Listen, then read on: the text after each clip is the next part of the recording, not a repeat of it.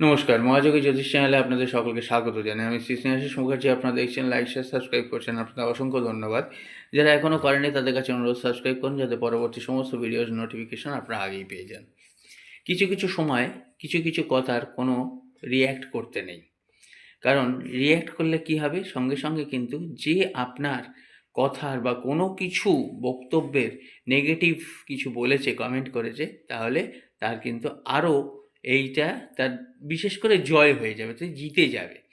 সে জেতার মানে কোনো সময় চাইবেন না যে আপনার ক্ষেত্রে কোনো কেউ নেগেটিভ করলো তার মানে a kind of enemy he or she is. তা সেই জায়গা থেকে তার জয় হোক। সুতরাং ছেড়ে দিন।